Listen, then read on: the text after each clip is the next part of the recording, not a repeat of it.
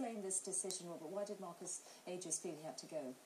Well, in his resignation statement that will be released tomorrow, as I understand it, Marcus Agius will say that this market rigging scandal, the disclosure that Barclays managers were lying about the interest rate that Barclays was paying to borrow, has dealt a devastating blow to this bank's reputation. Now, in those circumstances, it was clear to many politicians and to many shareholders that somebody at Barclays had to carry the can, and Marcus Agius decided last night the buck stopped with him.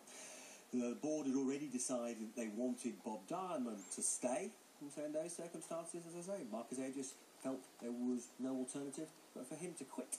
But once he does, where does that leave Barclays, and does it really make Bob Diamond's position secure?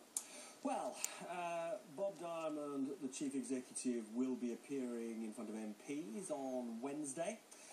One of the things he's got to talk about is an extraordinary meeting or conversation that he had with the Deputy Governor of the Bank of England, Paul Tucker, in 2008, which I learned a bit about earlier today.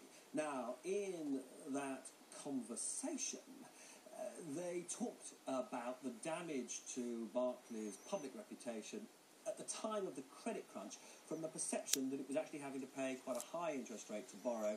This led people to believe that it was weak as a bank.